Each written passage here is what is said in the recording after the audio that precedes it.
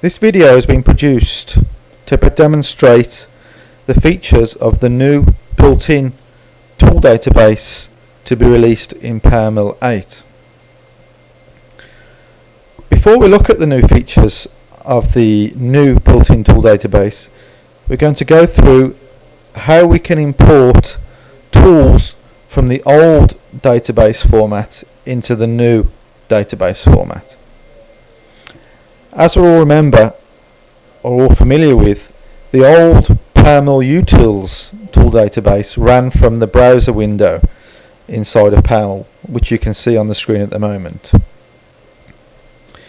To make the import of these tools into the new tool database very simple, we've developed a Visual Basic utility which will import all of the old tools from the old tool database into PowerMill in one click, and then allow us to export those tools in one go to the new tool database.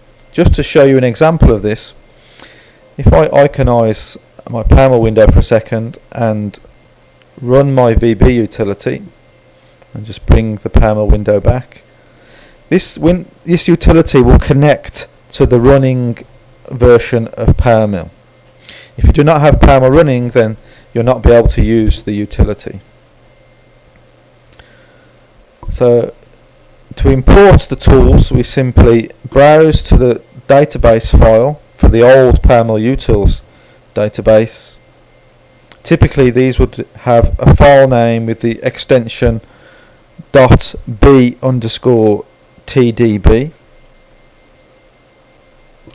and then we hit apply, and the muroutils tool importer VB program will scan through the database, recreating all those tools from that database inside of the current PowerMill project. So there we can see the list of tools it has created. The last thing we need to do to get those tools into the new tool database is to simply select all the tools and right click and say add tools to database. Okay. Now I've started with an empty tool database, so we should now be able to see these list of tools that I've added. So for example, if I do a search now on tip radius tools, then we can see all the tools that have been imported. The same for ball nose tools, and the same for end mills. If we don't use the muroutils database, but we use, for example, a template file to store all our tools, then we simply insert those template objects to recreate the tools in PowerMill, and then exactly the same as before, we simply add those tools to the database. If you have a set of macros which creates your tools for you inside PowerMill, then you will have to run those macros to create the tools first of all inside PowerMill, and then again select all the tools and add the selected tools to the tool database. So it's basically a two-stage operation.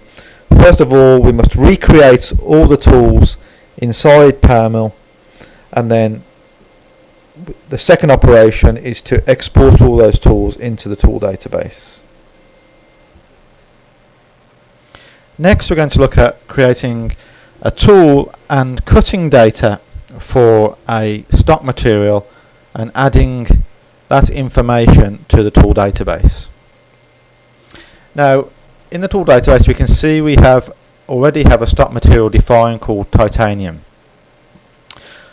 So we're going to add another stock material called copper, and we're going to add cutting data for both of those materials for a new tool that we're just about to create.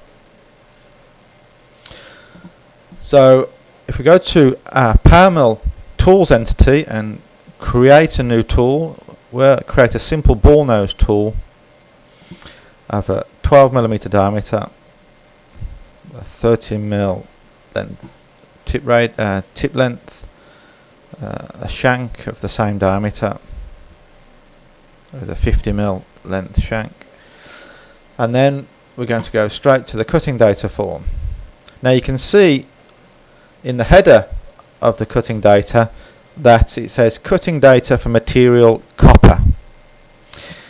Now when we create a new tool, it will simply inherit the stock material that is currently selected in the tool database form.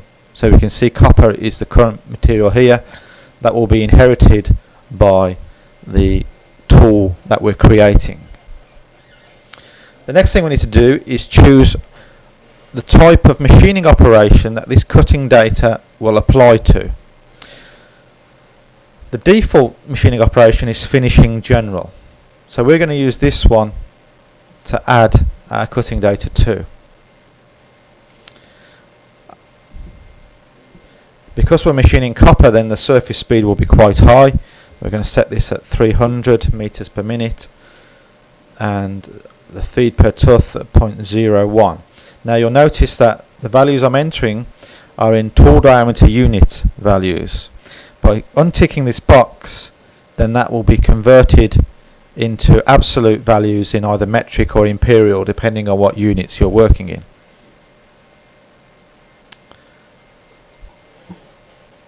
So now I'm just going to enter an actual and radial depth of cut for this tool. This is a 12mm tool, and I'm going to use a tool diameter unit of 0.1 for radial and actual, which equates to a depth of cut and a actual depth of cut and a radial depth of cut of 1.2mm for a 12mm ball nose. You'll also notice that based upon the surface speed and feed per tooth, PowerMill has enough information to work out what the spindle speed and the cutting feed rate should be. Okay.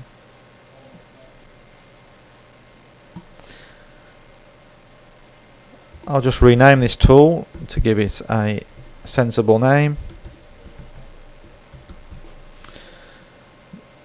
And to add this tool to the database, we right click on it and say add tool to database and say export. So now if I do a search again for ball nose tools, we can see the 12mm ball nose has been added. If we delete this tool and double click on it, then that tool is recreated back in PowerMill. And just to confirm that the cutting data is still there, if we go to the settings and the cutting data, then we can see cutting data for material copper, and there's the values that we entered. Obviously we can add more cutting data for different types of operations. For example, if we switch off the hide empty rows tick box here, we get a list of all the operations, all the machining operations that we have available to create cutting data for.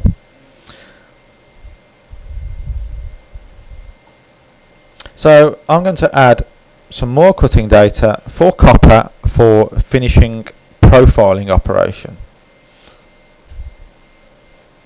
So the surface speed will be the same, and then the feed per tooth we're going to keep the same, 0.01, but this time we're using the side of the tool for profiling. So as an actual depth of cut, we're going to go to the 1.5 times the tool diameter, but a radial depth of cut of 0.05 of the tool diameter. So a very large depth of cut, but a very small radial cut. So we can see that equates for this tool to an 18mm depth of cut, but only a 0.6 of a millimeter radial cut. Again, we close that, and there we can see the new operation added with the cutting data applied. To update the database with this new information, then we simply have to add the tool to the database again and then export, and it will ask us if we want to overwrite the information. We say yes, and then just to confirm that's actually worked, if we go back, recreate the tool from the tool database, go to settings, cutting data, and there we can see our profiling and our general finishing operation. We're going to take this one stage further now, and we're going to add cutting data for this tool for a different material.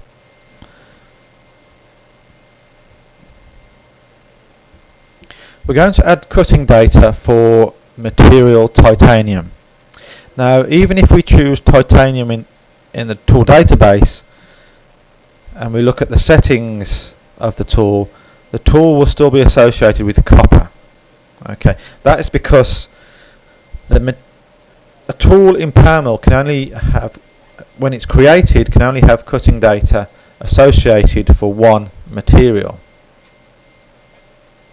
So changing the stock material in the tool database will not have any effect in the actual tool cutting data form.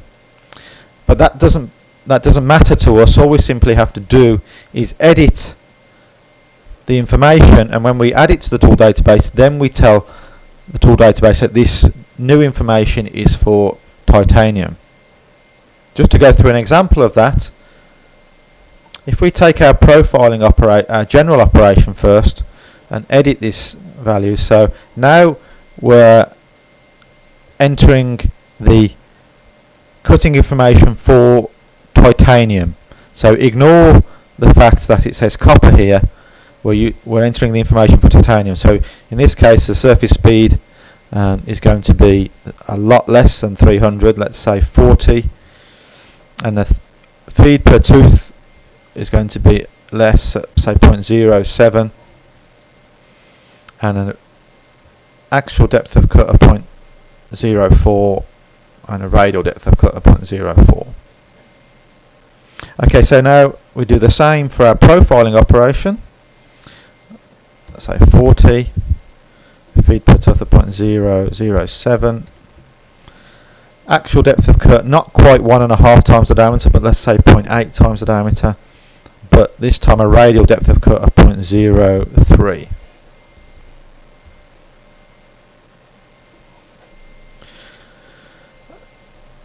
Okay, so we've created our new cutting data for titanium, but it still says cutting data for material copper here. So what we have to do is, when we add the tool to the tool database, we specify that this is for titanium here when we export the information, and then just say yes to overwrite. So now if we delete this tool, first of all we'll go back to copper and recreate the tool, and I'll just rename that just so we know it clearly. Tool knows for copper, and then I'll just change this stock material to titanium and then create the tool again. Ball nose for titanium.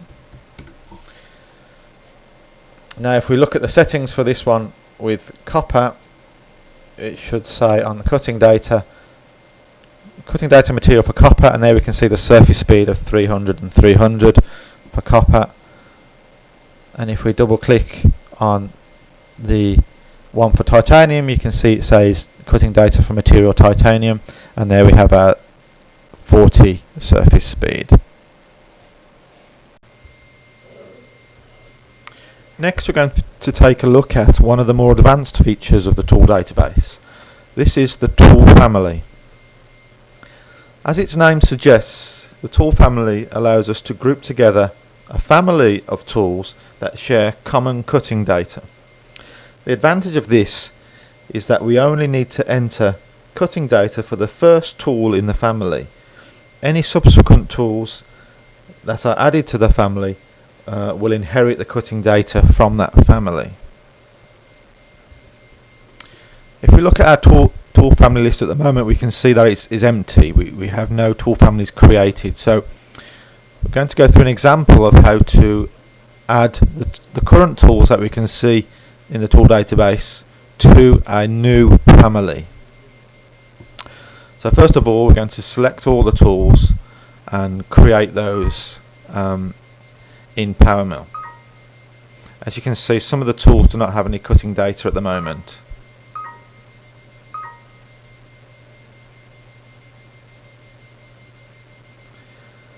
We're just going to take one of those tools, let's say the 20mm ball nose tool, and we're going to go to the settings for that tool and look at the cutting data tab. So now we're going to create our tool family. So we're going to call it a rapid mill. So we're basically creating a range of tools called rapid mill which will share same cutting parameters.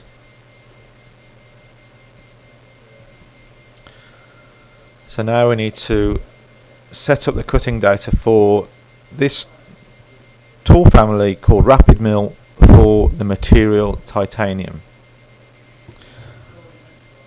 So first of all, we'll create a copy milling operation, and again, because it's titanium, we're going to use a surface speed quite low at 40 and a feed per tooth at 0.008. And copper milling, we're going to have an actual depth of cut of 0.03 and a radial depth of cut of 0.03. Okay, we'll create one more set of parameters for a different operation. This time we'll create for finishing and profiling.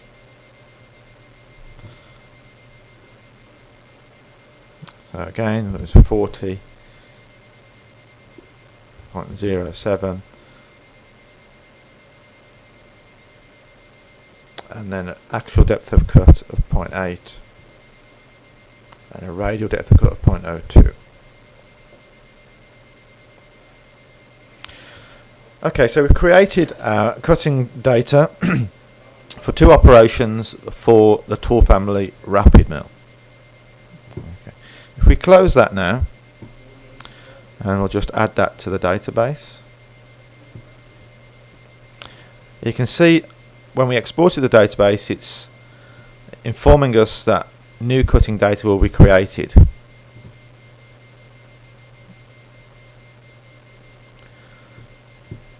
Once we have created the cutting data for the tool family for the first tool, then adding any subsequent tools to that tool family is a very simple process.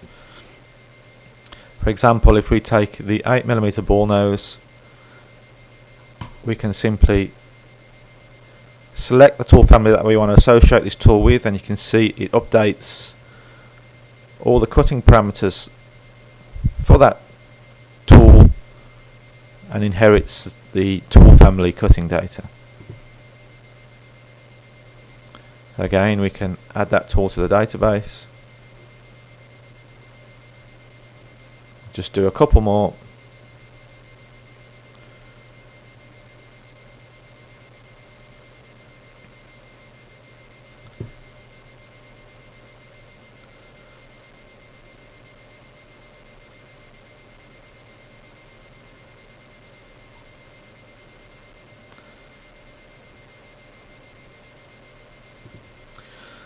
Okay, so now if we go back to our tool database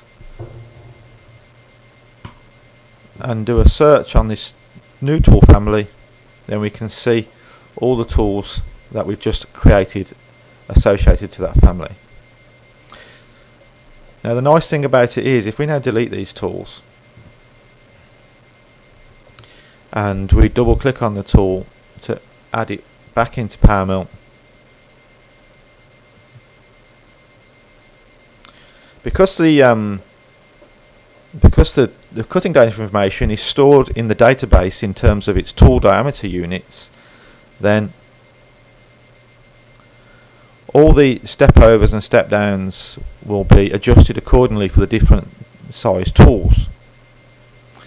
Okay, so we can see here for a 1mm ball nose the axial and radial depth of cut, and as we move up to larger diameters you can see the axial and radial depth of cut adjusting.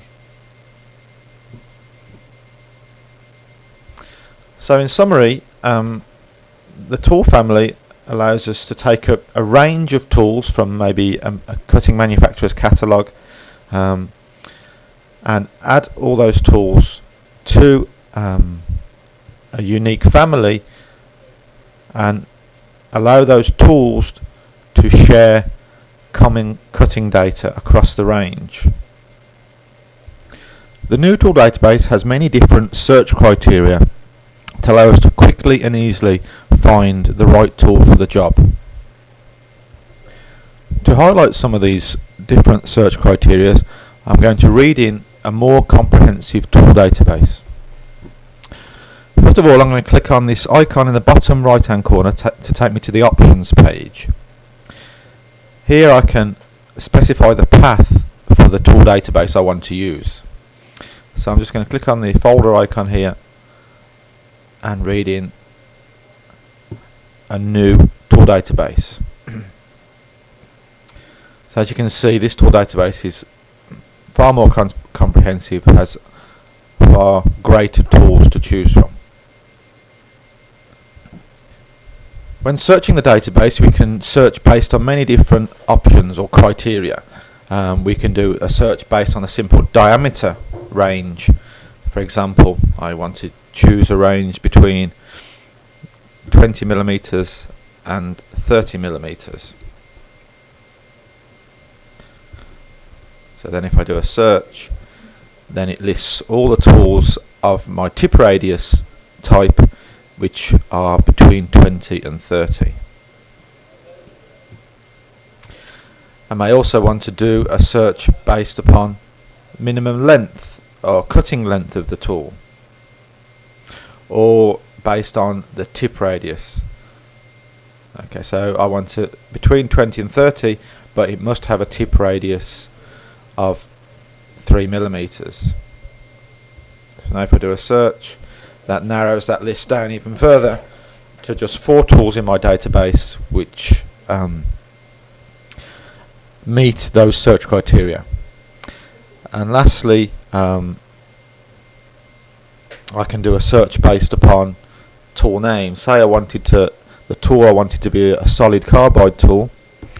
So if I put in the word solid, because I know I named all my tools with the name solid if they were for a solid carbide. Now if I do a search again, then we're down to just 2 tools, a 20mm diameter tool and a 25mm diameter tool with a tip radius 3, which are of the solid variety. Okay, next we're going to do a search based on tool length. So we can delete and switch off the other search criteria. Now for example, maybe I have a pocket which I know is 40mm deep, so I want a minimum cutting length of 40. So that lists all the tools I have. This time we'll do a search based on ball nose tools. So there we have a range of tools that have a minimum cutting length of 40.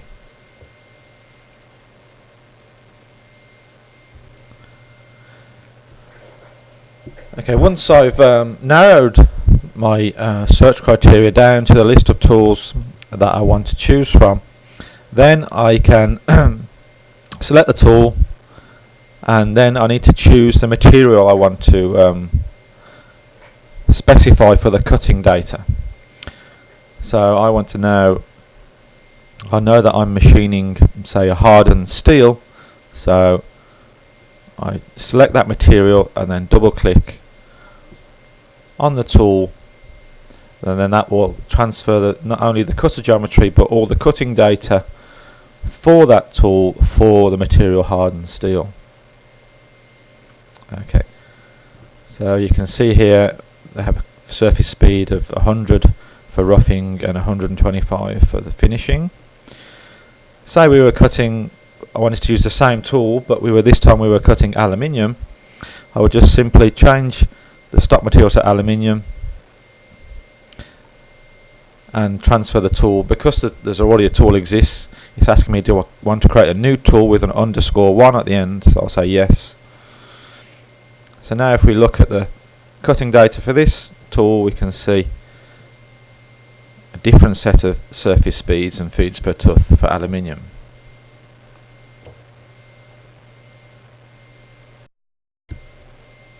The tool database allows us to store not only the tip geometry in the database but also the shank geometry. There are some limitations. The shank geometry must not contain more than 3 components. Also, the 3 components may not have a step between each component. If we try and create a shank which is invalid, when we add that tool to the tool database, an error will appear. Just to go through an example of this, if we create a simple ball nose tool, 26mm diameter, 50mm length, and then a shank of first component of 26mm diameter, and then a second component of say 30 diameter.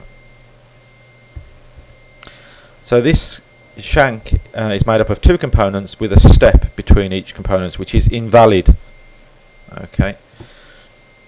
If we now add that tool to the database, a warning will appear telling us that it does not conform to the rules for the shank components. The warning is quite useful because it also tells us how we must design our shanks. So for example, rule A, a single component which may be straight or tapered. Rule B, 2 components, 2 shank components, one of which may be tapered. And if we have 3 components, which is the maximum amount of components we can have, then the middle component can be tapered. And the last statement here is that all shank profiles must not contain a step. Okay, so it's quite clearly defined if we're not sure of how to design our shanks. The last thing we're going to look at is the new feeds and speeds form and how we associate the cutting data we've created in our tool database relative to a strategy.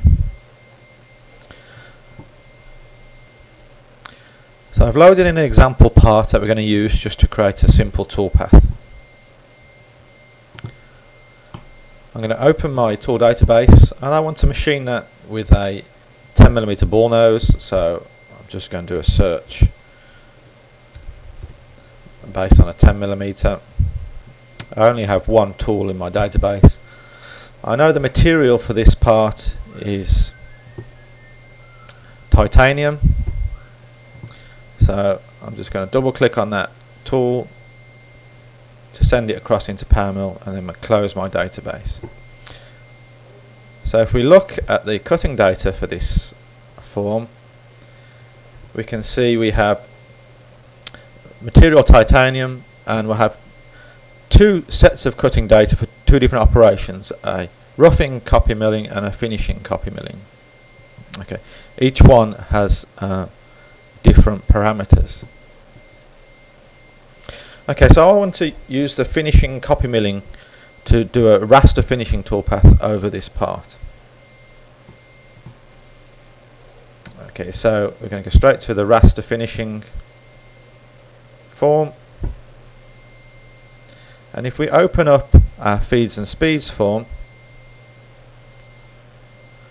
then I can choose the operation, so finishing copy milling, and you'll notice that all the parameters here have updated.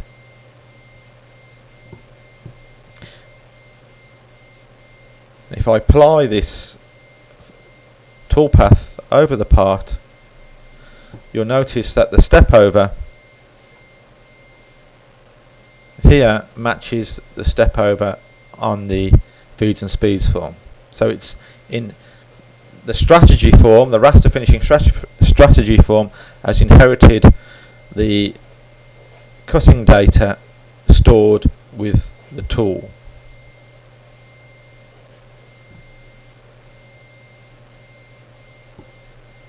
If we take a look at this feeds and speeds form in more detail,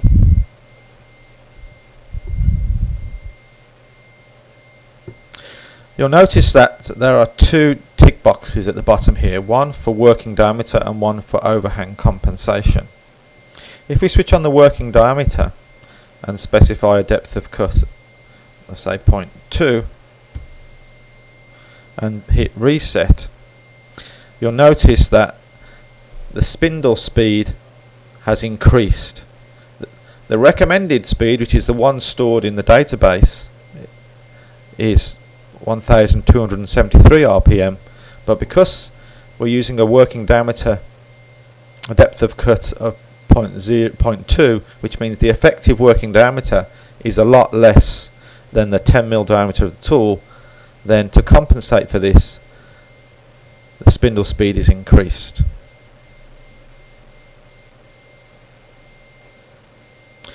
If we switch on the overhang compensation and reapply the form, you'll see there is no change to the values.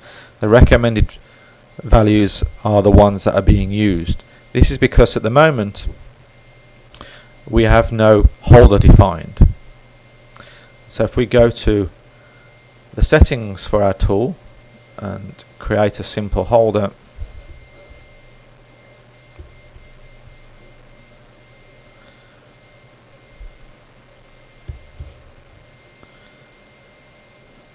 and have make an overhang of say 60, like so. Let's just shade this tool so we can see it more clearly.